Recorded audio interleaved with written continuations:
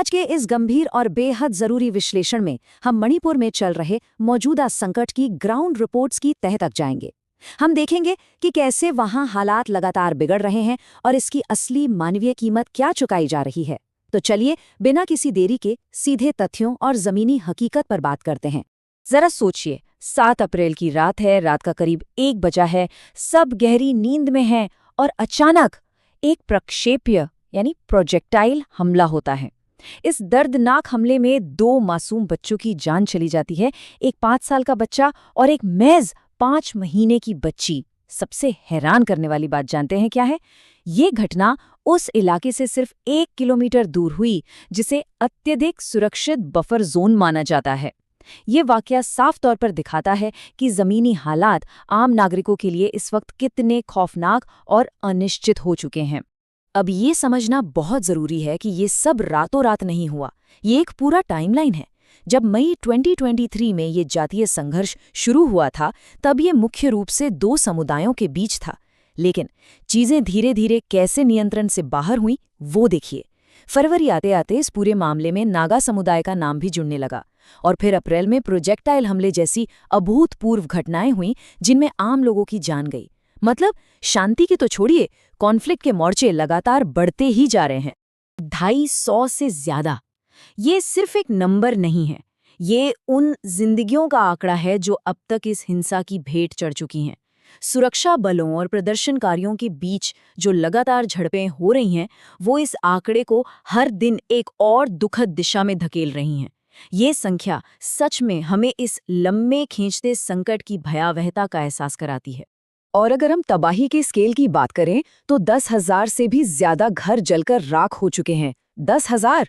जब इतने बड़े पैमाने पर घर नष्ट होते हैं ना, तो सिर्फ ईंट और पत्थर नहीं गिरते। पीढ़ियों की यादें, वो एक सुरक्षा का एहसास और लोगों की पूरी आजीविका पलक झपकते ही खत्म हो जाती है। इस बर्बादी के स्तर की कल्पना करना भी सिहरन पैदा कर देता है। तो अब सवाल उठता है कि ये बेघर हुए लोग जाते कहाँ हैं? जवाब है 170 सक्रिय राहत शिविर।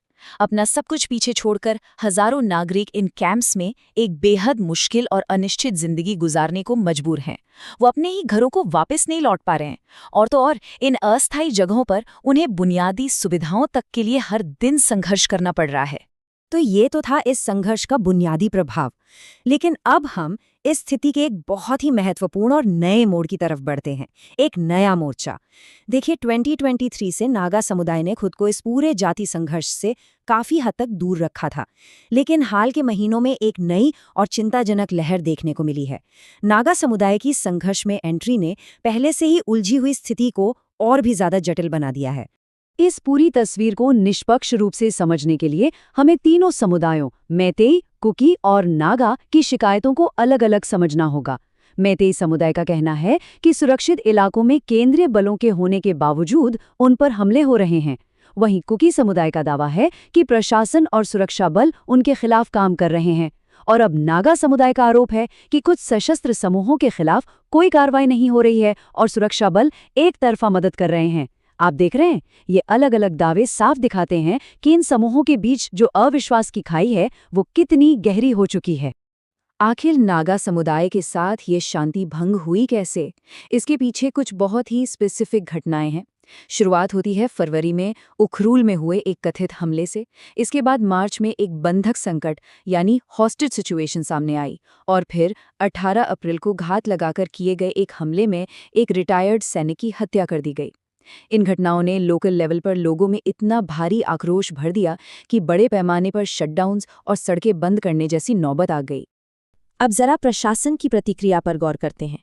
यहाँ पॉलिटिकल ऑप्टिक्स यानी राजनीतिक दिखावे और जमीनी हकीकत के बीच एक बहुत बड़ा कॉन्ट्रास्ट है। एक तरफ समुदायों के बीच बैलेंस बनाने के नाम पर एक नए मुख्यमंत्री और 2 उप मुख्यमंत्रियों की नियुक्ति कर दी गई, लेकिन दूसरी तरफ ग्राउंड रियलिटी रत्ती भर भी नहीं बदली है। ये सिर्फ एक प्रतीकात्मक कदम सा लगता है, क्योंकि रोजाना की हिंसा और लोगों के बीच का अविश्वास आज भी वैसे का वैसा ही है। प्रशासन के कुछ अन्य कदमों की बात करें तो लॉ एंड ऑर्डर के नाम पर उन्होंने सख्त कानूनों को लागू किया है और लगातार इंटरनेट शटडाउन का रास्ता चुना है। रिपोर्ट्स बताती हैं कि ये भारत के इतिहास की अब तक की सबसे लंबी इंटरनेट पाबंदी है। अब कारण भले ही सुरक्षा बताया गया हो, लेकिन हम सब जानते हैं कि इसका सीधा असर सही जानकारी के पहुंचने और आम जनजीवन पर कितना बुरा पड़ता है। इसी के साथ एक और बड़ा कानूनी बदलाव किया गया है और वो है यूएपीए की धारा 43A का लागू होना। इसके तहत पुलिस की शक्तियों को बहुत बड़े लेवल पर बढ़ा दिया गया है। मतलब अब एक हेड कांस्टेबल भी बिना किसी वारंट के महज शक के आधार पर किसी की भी तलाशी ले सकता है या उसे गिरफ्तार कर सकता है। प्रशासन कहता है कि ये उग्रवाद रोकने के लिए जरूरी है, लेकिन मानवाधिकार समूहों का सीधा सा तर्क है कि इस तरह की असीमित शक्तियों से आम जनता में सिर्फ खौफ और दहशत बढ़ती है। अगर हम स्टेट की सुरक्षा प्राथमिकताओं को देखें तो एक बहुत ही हैरान करने वाला विरोधाभास सामने आता है।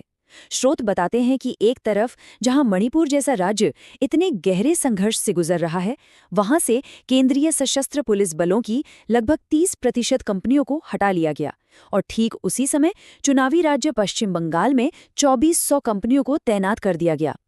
ये तथ्य निष्पक्ष रूप से एक बड़ा सवाल खड़ा करता है कि इतने बड़े संकट के समय में फोर्सेस का मैनेजमेंट आखिर किस तरह से किया जा रहा है। और अब जो डेटा मैं आपको बताने जा रहा हूं, वो सच में आपको स्तब्ध कर देगा। जिनेवा की एक रिपोर्ट के अनुसार 2023 में पूरे दक्षिण एशिया में जितना भी आंतरिक विस्थापन यानी इंटरनल डिस्प्लेसमेंट हुआ है, उसका 97% हिस्सा, जी हाँ 97% हिस्सा केवल भारत के एक राज्य मणिपुर से आया है। बाकी पूरे दक्षिण एशिया का हिस्सा सिर्फ 3% है। यह आंकड़ा अपने आप में चीख चीख कर बता रहा है कि इस त्रासदी का असल पैमाना कितना विशाल है। लेकिन इस विस्थापन का सबसे दर्दनाक हिस्सा वो है जिसे अक्सर खबरों में इग्नोर कर दिया जाता है, और वो है राहत शिविरों के अंदर का खौफनाक सच। रिपोर्ट्स बताती हैं कि इन कैंप्स में विस्थापित लोगों को कितनी भयानक स्थितियों का सामना करना पड़ रहा है। अभी हाल ही में एक 7 साल की बच्ची की हत्या की खबर आई। ये घटना साफ करती है कि जो लोग अपना घर-बार खो चुके हैं, वो इन आश्रयों में भी सुरक्षित नहीं हैं। ये सच में एक बहुत गहरी और रुला देने वाली मानवीय त्रासदी है। इन लगातार बढ़ती घटनाओं और खासकर बच्चों की मौतों के बाद संयुक्त कार्यवाही समिति ने अब कुछ बहुत ही स्पष्ट मांगें रखी हैं। उनकी पहली मांग है सशस्त्र समूहों के खिलाफ सीधी सैन्य कार्रवाई। दूसरी, वहां तैनात सुरक्षा बलों की भूमिका की एक पारदर्शी न्यायिक जांच। और तीसरी, पीड़ित परिवारों के लिए उचित मुआवजा। यही वो मांगे हैं जिन्हें लेकर स्थानीय लोग अब भी सड़कों पर उतरे हुए हैं और विरोध कर रहे हैं। वहाँ जमीनी हकीकत क्या है, इसे कोर्ट बहुत ही गहराई से बयां करता है जो स्रोत में दिया गया है। यह लगभग हमारे अपने ही देश के भीतर एक भारत पाकिस्तान जैसी स्थिति है। जरा इस पर गौर कीजिए, ये कोई मामूली बयान नहीं है। ये उस अथाह ध्रुवीकरण, उस गहरे अविश्वास और उस घोर निराशा का सीधा सबूत है जो वहाँ के आम लोग इस वक्त हर दिन हर पल महसूस कर रहे हैं। तो इस पूरे विश्लेषण के अंत में एक बहुत ही अहम सवाल छूट जाता है जो हम सबको सोचने पर मजबूर करता है। क्या यह गहरा और विनाशकारी संकट केवल एक राज्य की भौगोलिक सीमाओं तक ही सीमित है, या फिर क्या यह हमारी पूरी व्यवस्था, शासन और संवाद की एक बहुत बड़ी विफलता की तरफ इशारा कर रहा है? इन सभी तथ्यों और आंकड़ों को देखने के बाद इस सवाल पर विचार करना बेहद जरूरी हो जाता है। आज के इस विश्लेषण में हमारे साथ जुड़ने के लिए आपका बहुत बहुत धन्यवाद।